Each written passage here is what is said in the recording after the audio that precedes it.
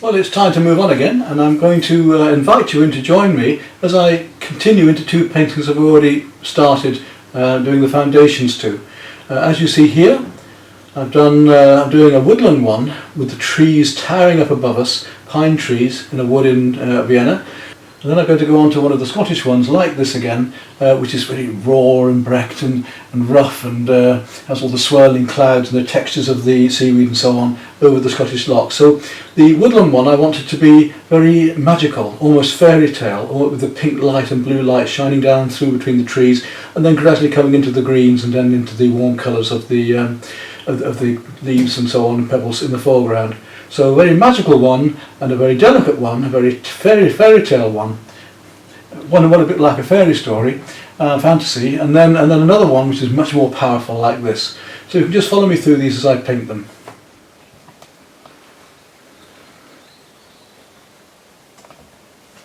So I'm going to start off with these deeper blues. Now I've got the lighter blues and pinks coming around into here, into the purples a little bit more, and a little bit more of the turquoise is coming down, and then we're going to work into the green.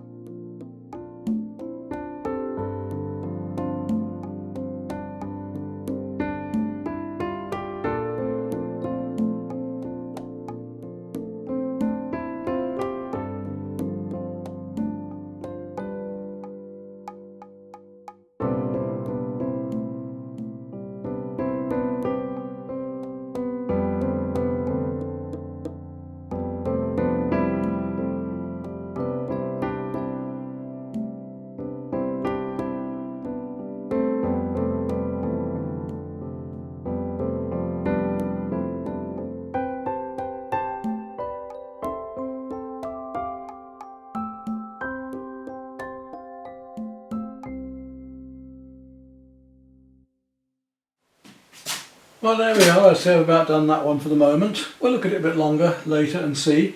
But we've got that light, that fantasy light that I wanted, but I brought it slightly further forward into daytime more than that very early morning, misty morning. So there's a bit more vibrance and brightness of colour. Now let's go quite different into that really strong Scottish loch scene. You see how much texture we've used in this. Let's go right into that texture now. It's great fun. It's the sort of effect that I would get actually if I was just using oils in pasta and a primer.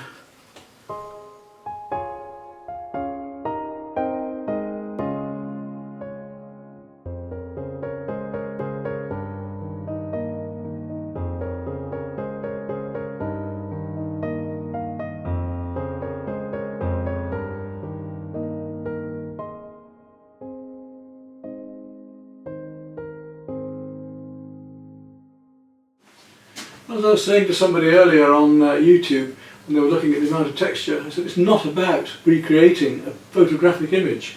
We're about the light and the texture, the atmosphere, the mood. We're in between abstraction and figurative. We're in between reality and the feeling of something. And these are very Monet-like in a way. I mean, we're only sort of just taking it beyond the textures of Monet's textures and painting and working up the thick oils. He in fact was also producing work with fillers like I am here and building up textures before even putting the paint on. Not all of his paintings, many of them were just a la primer, but there were many that I've looked at when I saw them in the London exhibition, for instance, where he's built up the surface first with fillers and textures and then put a yellow ochre primer on and then work colours over the top. Here I've done something similar, where I've worked up the light colours and the dark colours first and then gone over the top, working up the next ones on.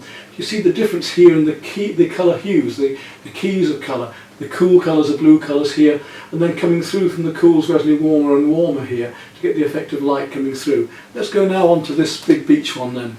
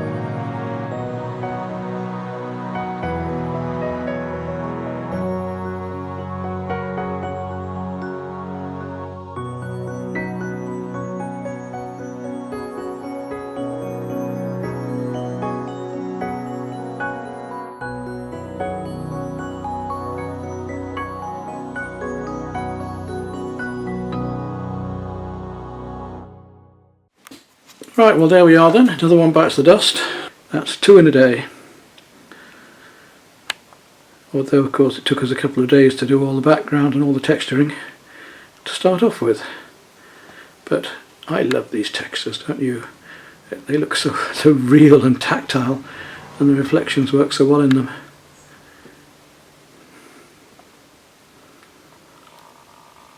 Even the skies have more life to them this way. And it's very like Monet worked, as I say.